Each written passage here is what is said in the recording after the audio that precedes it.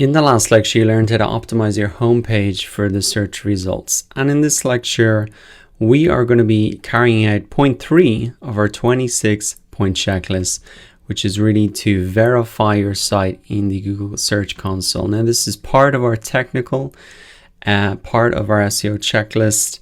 And you can see that I've got a link to the tool here, which you can click straight open now, and it opens up this page. And really what this tool is for is to track your site's performance with Google. I've listed out here some of the things and reports that you can really use this tool for. So you can check how the search engines view your site. There's reports about indexing status. So have Google found all the pages on your website? You can see the search queries that you're appearing in these search results for. And you can also see these crawl errors. So if Google can't access any of your pages, and also any penalties that you might have against your website. So it is a little bit of a technical tool.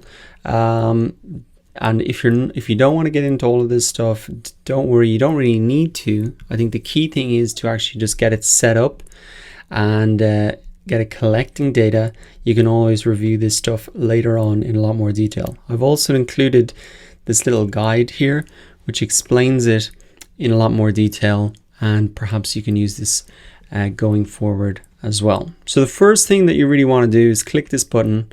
Let's open this up again, and you'll want to go sign in. Essentially, you can just sign in once you've got your Google account set up. And the next thing that you want to do is add your property. So you want to type in the So just type in your domain name and then click add. And what we need to do now is actually verify our ownership of the website so that we can start collecting data from it and bring it into this tool. So you can see that we have a number of different options. There is really to download a file, or there's some alternative methods here that might be a little easier to implement. Because I've got Google Analytics already set up, I'm just going to click this option and then click verify. So I can see that this has been successfully verified, and I'm just going to click control or continue to really come through to the Google Search Console. Now inside the tool, we don't have any data available yet. You can see this here. And if you're wondering why, well, really it takes some time for the Search Console to gather data and process it for your site. So this is maybe something that you want to come back to after a couple of weeks.